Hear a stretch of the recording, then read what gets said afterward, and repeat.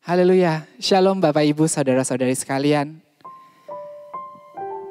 Mari, pada pagi hari ini kita datang di hadirat-Nya. Kita datang kepada Dia, Bapa yang sungguh baik di dalam kehidupan kita.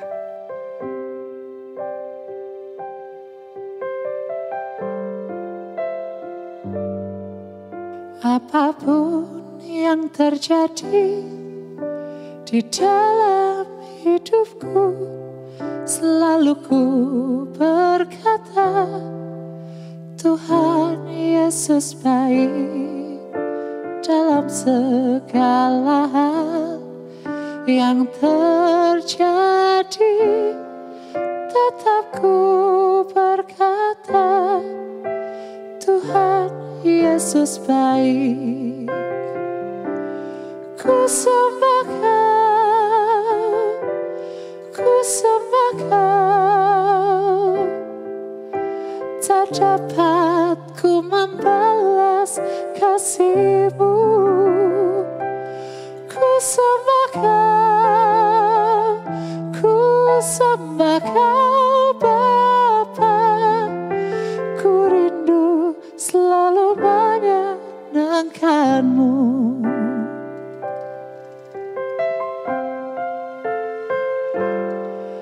Apapun yang terjadi di dalam hidupku, selalu ku berkata, Tuhan Yesus baik dalam segala hal yang terjadi. Tetap ku berkata, Tuhan Yesus baik. Ku sembah Kau, ku sembah Kau. Tak dapat ku membalas kasih-Mu. Ku sembah Kau, ku sembah Kau Bapa. Ku rindu selalu menyenangkan-Mu. Ku sembah Kau, ku sembah Kau. Tak dapat ku membalas kasih-Mu. Ku sembah Kau, ku sembah Kau Bapa. Ku rindu selalu menyenangkan-Mu. Ku rindu selalu menyenangkan-Mu. Ku rindu selalu menyenangkan-Mu.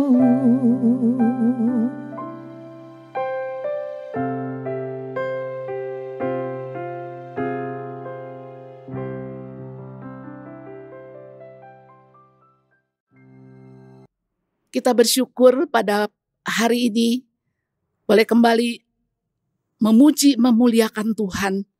Dan kita akan kembali dilengkapi oleh firman Allah. Mari Bapak Ibu, Saudara yang saya kasih dalam Tuhan, mari kita akan sama-sama berdoa sebelum firman Allah disampaikan. Bapa dalam sorga, kami bersyukur ya Tuhan, kalau pada hari ini kami boleh kembali dilengkapi oleh firman Allah. Layakan kami Tuhan untuk menerima sabda-Mu yang kudus. Karena kami sangat membutuhkan firman-Mu untuk memimpin hidup kami. Supaya kami boleh menjalani hari-hari kami bersama dengan Tuhan. Dan kami menjadi orang-orang percaya yang tetap mempermuliakan Tuhan. Ampuni segala sikap kami ya Tuhan yang tidak mempermuliakan Tuhan. Berbicaralah kepada kami ya Tuhan, supaya kami boleh menerima firman Allah dan boleh menjadi kekuatan bagi kami. Dan jadikanlah kami pelaku firman Allah, sehingga hidup kami boleh menjadi berkat dimanapun kami hadir. Di dalam nama Tuhan kami Yesus Kristus, hamba boleh berdoa dan bersyukur kepada Tuhan. Amin. Puji Tuhan, Bapak, Ibu, Saudara yang saya kasih dalam Tuhan, Senang sekali saya boleh bertemu dengan Bapak Ibu untuk kita kembali merenungkan firman Allah. Firman Allah pada pagi hari ini saya akan ambil dari Injil Yohanes pasal yang ke-10 ayat 9 dan 10 berbunyi demikian. Akulah pintu, barang siapa masuk melalui aku, ia akan selamat dan ia akan masuk dan keluar dan menemukan padang rumput. Tetapi pencuri datang hanya untuk mencuri dan membunuh dan membinasakan. Aku datang supaya mereka mempunyai hidup dan mempunyainya dalam segala kelimpahan. Aku datang supaya mereka mempunyai hidup dan mempunyainya dalam segala kelimpahan. Bapak, Ibu, Saudara yang saya kasih dalam Tuhan, firman Allah pada pagi hari ini saya beri tema hidup yang berkelimpahan. Apa itu berkelimpahan? Berkelimpahan itu berarti melebihi kebutuhan. Meluber keluar, meluap, berlebih. Pada umumnya pasti setiap orang ingin hidup berkelimpahan. Tapi hidup berkelimpahan yang seperti apa? Apakah hanya berkelimpahan secara materi? Menurut orang dunia, orang-orang yang belum kenal Tuhan atau tidak sungguh-sungguh kenal Tuhan, bahwa hidup yang berkelimpahan itu adalah dipandang dari segi materi. Dalam segi kalau orang sehat, kaya, banyak uang, ya, rumahnya besar. Saya pernah melihat tayangan di televisi ada seorang pangeran Arab punya kamar rumahnya itu begitu besar sekali. Kamarnya saja ada 100 kamar. Pembantunya ada 100 orang. Kekayaannya kurang lebih sampai 200 triliun. Begitu kaya sekali. Emas-emasnya banyak, perhiasan banyak, hartanya banyak, punya mobil mewah yang banyak. Makanan yang lezat, yang berlimpah-limpah. Apakah itu hidup berkelimpahan? Tetapi menurut Tuhan, bahwa hidup berkelimpahan adalah bukan soal materi. Tapi ada hal yang lebih penting. Karena kunci kebahagiaan bukanlah hidup berlimpah dengan harta. Terbukti banyak orang yang kaya sekalipun jutawan, miliarder, mengakhiri hidup mereka dengan bunuh diri. Karena merasa kosong, merasa tidak ada artinya. Dalam firman Tuhan ada 2.300 ayat yang berhubungan dengan uang, dengan kekayaan. Dua kali lebih banyak dibandingkan dengan ayat tentang iman dan doa. 16 dari ke-38 perumpamaan Tuhan Yesus adalah tentang uang, tentang kekayaan. Karena apa? Karena kekayaan atau uang sumber godaan terbesar manusia jatuh dalam dosa. Karena uang. Dalam 1 Timotius 6 ayat 9 sampai 10, bahwa akar segala kejahatan ialah cinta uang. Memburu uang. Dan kalau orang cinta uang itu menjadi serakah. Diumpamakan oleh Tuhan sebagai penyembahan berhala. Karena banyak orang karena cinta uang menyimpang dari iman. Menyiksa dirinya dengan berbagai duka karena berbuat dosa. Berapa banyak ada pejabat yang uangnya begitu banyak. Tetapi masih tamak, serakah. Masih korupsi. Berapa banyak orang yang sudah kaya juga tidak puas. Ada orang yang terus mencari uang, tidak ada waktu lagi untuk mementingkan, memikirkan perkara-perkara rohani. Mencari keuntungan dari yang miskin. Berbisnis dengan cara yang tidak berkenan. Banyak orang membuat orang sengsara, membuat orang menjadi rugi. Karena cinta akan uang. Bapak Ibu yang saya kasih dalam Tuhan, mari kita belajar dari firman Allah. Bahwa hidup berkelimpahan yang Tuhan kehendaki adalah kita hidup boleh menjadi berkat bagi orang di sekitar kita. Saya sangat diberkati oleh seorang dokter yang namanya Dokter Un dari Solo ya. Dan di Solo itu ada rumah sakit Dokter Un. Bagaimana Dokter Un Bun Ing ini begitu lembut, tulus, dan jiwa sosialnya begitu tinggi. Kalau ada orang datang, pasiennya orang yang tidak punya, ada tukang beca, ya, ada orang-orang yang tidak orang yang tukang sampah, orang yang dalam kesulitan, dia tidak meminta bayaran, malah dia memberi uang untuk membeli obat di apotek. Dia melayani dengan kasih. Kalau misalkan ada orang yang sakit lalu harus istirahat, dia malah ini kasih uang, kalau kamu harus cuti dulu, pasti kamu tidak dapat uang. Saudara sekalian, hidup berkelimpahan seperti itulah yang Tuhan kehendaki. Sikap bersyukur kepada Tuhan. Karena Tuhan sudah menyelamatkan kita dari hukuman yang kekal. Dan hidup berkelimpahan berarti orang yang hidup tidak untuk dirinya sendiri, tapi masih memikirkan orang lain. Saudara sekalian, Yohanes 10 ayat 10 dikatakan bahwa Yesus datang supaya mereka mempunyai hidup dan mempunyai hidup dalam kelimpahan. Tuhan Yesus datang ke dalam dunia ini menjadi miskin bagi kita. Bahkan untuk meletakkan kepalanya sekalipun dia tidak ada tempat. Tuhan ingin supaya kita sebagai orang percaya boleh menjadi orang-orang yang berkelimpahan. Bagaimana cara memperoleh hidup berkelimpahan menurut Tuhan? Yaitu menerima Kristus Yesus sebagai Tuhan dan Juru Selamat adalah syarat hidup berkelimpahan. Dikatakan dalam Yohanes 14 ayat 6 bahwa akulah jalan, kebenaran, dan hidup. Tidak ada seorang pun yang sampai kepada Bapa kecuali melalui aku. Tuhan katakan, akulah pintu. Dan dikatakan, barang siapa masuk melalui aku, ia akan selamat. Dan ia akan masuk dan keluar dan menemukan padang rumput. Padang rumput artinya apa? Tuhan juga memperhatikan hal jasmani yang kita butuhkan. Saudara sekalian, kita bersyukur kalau Tuhan menyelamatkan kita. Kita boleh diberikan hidup yang penuh pengharapan. Karena ketika kita percaya kepada Yesus, maka ada rasa aman, ada perlindungan. Ya, walaupun saat ini situasi tidak mudah, tidak ada tempat yang aman, tidak ada tempat yang damai. Banyak virus yang banyak menyerang ya orang-orang sehingga ada yang terpapar, ada yang sampai meninggal karena COVID-19 ini. Tetapi mari kita bersyukur kita punya Allah yang sudah menjamin hidup kita. Hidup di dunia, hidup yang akan datang.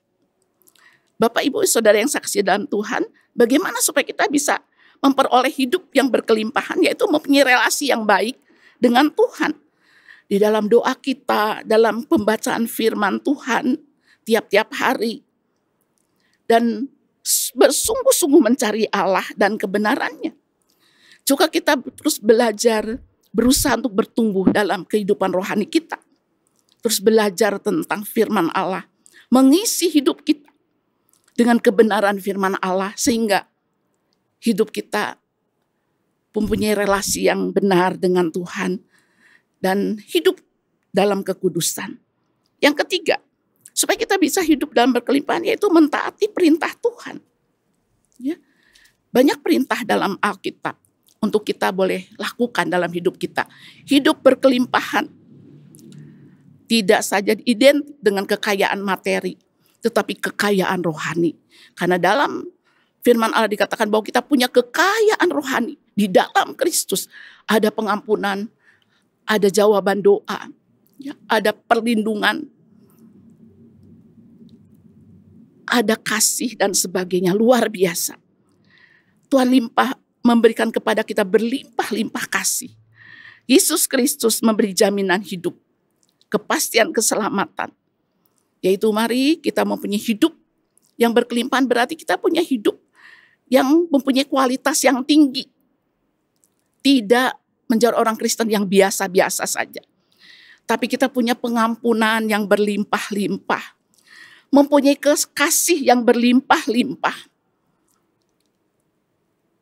Dalam situasi sekarang ini banyak orang membutuhkan kasih kita. Mari Mari kita berikan terus kasih kita, penghiburan, sukacita yang berlimpah kepada orang di sekitar kita. Kita bersyukur Tuhan juga memberikan kekuatan yang berlimpah dalam menghadapi penderitaan apapun. Sukacita yang berlimpah, ucapan syukur yang berlimpah di saat situasi yang tidak mudah. Bapak Ibu yang saya kasih dalam Tuhan, hidup yang berkelimpahan adalah hidup yang dipimpin oleh Roh Kudus. Maka ketika kita membiarkan Roh Kudus tinggal dalam hidup kita, maka akan keluar kelimpahan-kelimpahan sukacita, kelimpahan kasih kepada orang di sekitar kita. Saudara sekalian, tujuan Yesus memberi hidup yang berkelimpahan adalah supaya kita menjadi berkat bagi dunia. Dikatakan bahwa kamulah garam dunia, kamulah terang dunia. Dengan berbuat baik, mempermuliakan Bapamu yang di sorga. Hidup yang berbuah, hidup yang berbagi dengan orang di sekitar kita. Saudara yang saya kasih dalam Tuhan, kapan kita berbagi dengan orang lain? Saat ini, bukan menunggu ketika nanti kita berkelimpahan banyak uang. Tapi mari kita belajar untuk berbagi kepada orang di sekitar kita. Tidak hidup untuk diri sendiri, tetapi boleh berbagi dengan orang walaupun tidak banyak. Kalau kita mungkin, saya juga tidak banyak uang, tapi mari kita berbagi senyum, berbagi sukacita, berbagi doa untuk orang-orang di sekitar kita. Bapak, Ibu yang saya kasih dalam Tuhan, orang yang hidup dalam berkelimpahan yaitu pertama bisa berbagi dengan orang lain. Tidak egois, tidak memikirkan diri sendiri. Yang kedua adalah kalau kita hidup berkelimpahan yang Tuhan berikan yaitu menjadi teladan ketika kita menghadapi tantangan, kesulitan, sakit. Dalam hidup kita Tuhan kadang-kadang Tuhan izinkan kesulitan datang, pergumulan datang, ada sakit penyakit. Tapi bagaimana hidup kita? Kita boleh menjadi orang yang kuat, tidak putus asa, tidak menyerah, tidak mundur dari Tuhan, tetapi menjadi orang-orang yang tetap hidup berkemenangan, menjadi contoh yang baik bagi orang lain. Bapak Ibu yang saya kasih dalam Tuhan, marilah kita belajar berkelimpahan dalam memberi. Karena apa? Memberi itu ternyata membahagiakan. Memberi itu tidak pernah habis. Ya, janda di Sarpat membuat roti dulu untuk Nabi Elia. Sehingga tepung dan minyak itu tidak pernah habis. Karena dia mendahulukan untuk memberi kepada Nabi Elia. Bapak Ibu yang saya kasih dalam Tuhan, saya boleh diberkati oleh ada satu pelayanan, rumah pelayanan rumah Ruth namanya. Ada 80 bayi yang lahir di rumah itu. Karena apa? Karena ada gadis-gadis yang mengandung, karena perkosaan, ada karena mungkin ditinggal oleh pasangan hidup, sehingga bayi itu terlantar. Tetapi bagaimana pelayanan ini? Bayi-bayi ini ditampung, dipelihara, dibesarkan. Juga malah gadis-gadis yang mengalami tantangan hamil tanpa ada suami, tidak ada yang bertanggung jawab. Mereka ditampung di rumah itu, diberi firman Allah supaya mereka boleh menjadi orang-orang yang hidup berpengharapan kembali, punya masa depan yang indah. Karena banyak orang yang putus asa ditampung di rumah itu. Bapak Ibu saudara sekalian, mari dalam hidup yang berkelimpahan kita belajar memberi. Memberi berarti melakukan perintah Tuhan. Memberi itu kaya dalam segala sesuatu, kaya dalam perbuatan baik, kaya dalam kasih. Bapak Ibu, kita juga bisa memberikan waktu kita untuk mendengar. Ketika orang lain mengeluh, menjadi pendengar yang baik. Kita percaya bahwa Tuhan tidak pernah meninggalkan kita. Dan kita yang belajar berbagi kepada orang di sekitar kita, Tuhan tidak membiarkan kita kekurangan. Seorang ibu di daratan Tiongkok yang berstatus janda dan hidup miskin, sebagai pemulung, hatinya tergerak untuk mengasuh 30 orang anak yang lahir di tempat sampah itu. Bayi-bayi itu dipungut, diambil. Karena ada orang tua yang membuang bayi-bayi. Karena mungkin mereka kesulitan ekonomi atau apapun. Itulah contoh hati yang diliputi. Suasana hidup yang berkelimpahan. Sehingga ibu ini rela menanggung beban orang lain. Saudara sekalian, ciri-ciri orang yang hidup berkelimpahan adalah tidak hidup untuk diri sendiri. Tapi belajar berbagi dengan orang lain. Hidup memuliakan Tuhan. Selalu mengampuni orang yang menyakiti hati kita. Selalu rendah hati. Selalu tersenyum menyapa orang lain. Dan tidak membeda-bedakan siapapun orang itu. Bapak Ibu yang saya kasih dalam Tuhan. Mari kita tidak cukup menjadi orang Kristen saja. Tapi marilah kita boleh hidup sebagai anak-anak Tuhan yang berkelimpahan dalam kasih kita. Berkelimpahan sukacita, berkelimpahan pengampunan kepada orang-orang di sekitar kita. Biarlah firman Allah pagi hari ini boleh memberkati kita sekalian.